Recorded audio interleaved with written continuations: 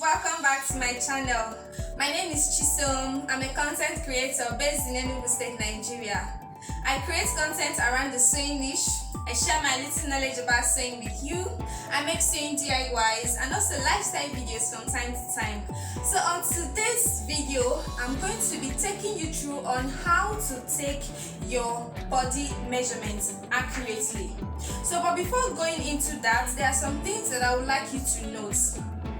The body measurement is categorized into three. The first is the vertical measurements. A vertical measurements are measurements that are taken vertically. They also serve as a reference point for other measurements. The second is the horizontal measurements. Horizontal measurements are measurements that are taken across or round your body.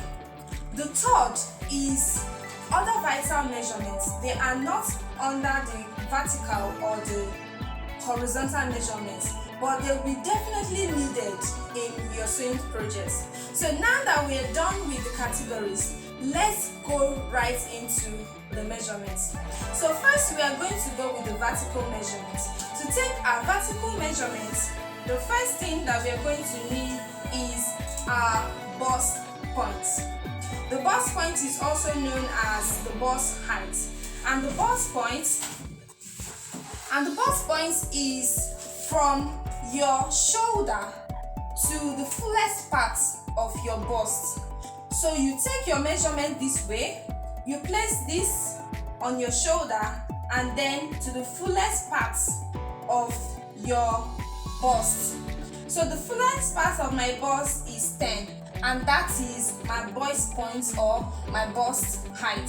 I might be using bust height because that's the term that I'm more familiar with. So this is my bust height. My bust height is 10.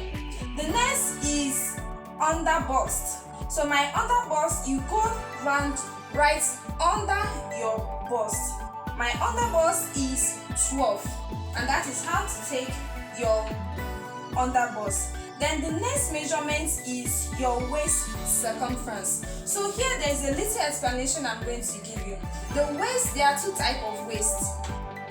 We have the true waist and the drop waist. Over here is your true waist. This curve here is your true waist. Then your drop waist is the one that is more closer to your hips.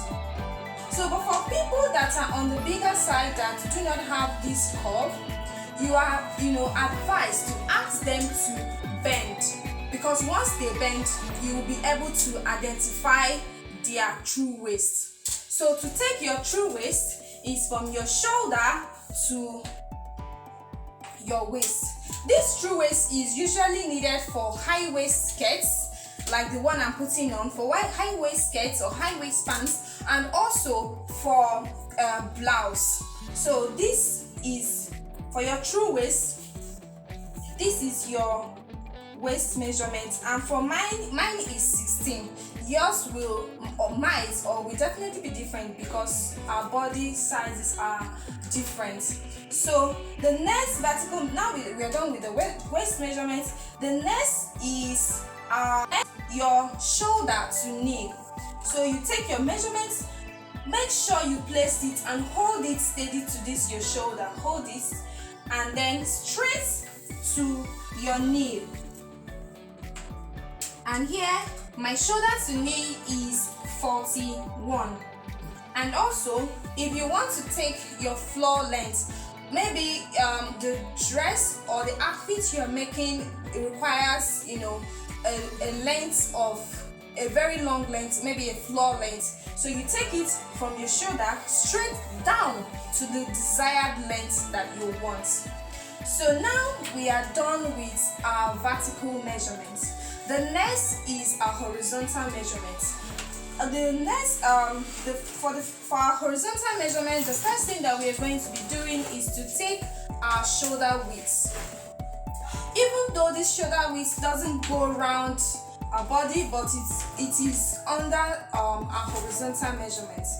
So how to take your shoulder measurement? You place it from there's a trick I'm going to teach you. So to know where to place your tape, from where to start measuring your shoulder, you touch.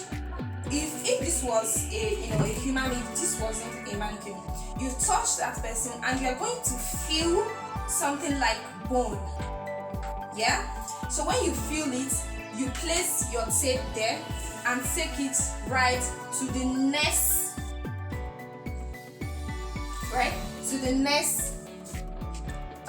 place that you're going to feel. So it's best to to feel it. So to feel that's I don't know what to call it. It's best to feel it then, and then you place your tape this way, and this is our shoulder measurement. For me, I have 13 as our shoulder measurement. So the next measurement is going to be our bust circumference. So for the bust circumference, you're going to go around this way. Mind you, it's going to be taken on the fullest part of your bust. This is the fullest part. And when taking your circumference, one finger should be in this way. See the way I'm holding it? One finger should be in and the other one out to hold it in place. So you take it this way.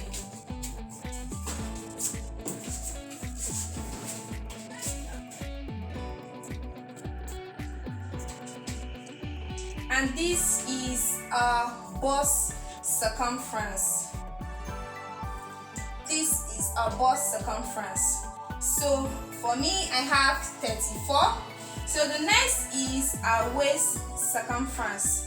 Remember what I told you about the two types of waist. So it's depending on the waist that you need. So but for this, we're going to take this and also take our drop waist.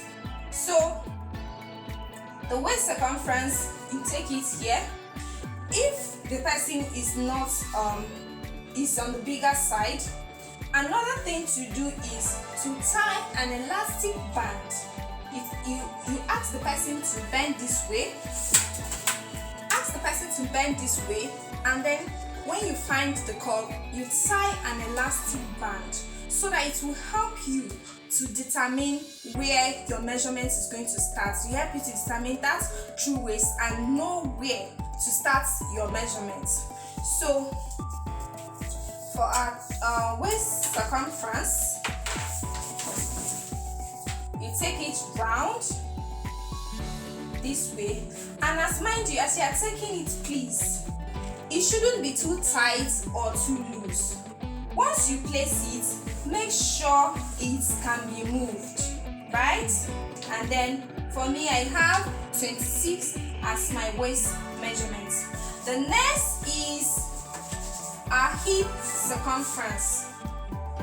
Just like we did at our bust, you are going to take the fullest part of your hip.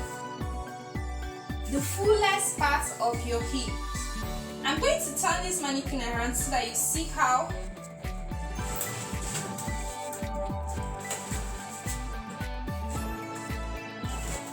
So you see it, the fullest part of your hip is your hip circumference, and for this I have 38.5. So these are all we need. This is all for our horizontal measurements, and now we are going to go for the third, which is other vital measurements. So these measurements are definitely vital for our sewing projects. So the first vital measurement is our bust distance, also known as bust span, but I prefer to call it bust distance because that's the term that I'm more familiar with. So our bust span or bust distance is the distance from one nipple to another. So your nipple is at the fullest part of your boobs. Is at the fullest part of your bust. So the distance from one nipple to another is your bust distance. So and it is taken this way. You place it on the first nipple, and then to the next. And for this, it is usually around 8, 8.5, 7 or 9, depending on your body size. And for this, I have 8. I have 8 inches as my bust distance. And the next one where we're going to go for the brighter measurements is your armhole round. So this is how it is done. You pass it around, you pass your tape around your armhole this way, and it shouldn't be tight. It shouldn't be tight. You should be able to move it this way. It should be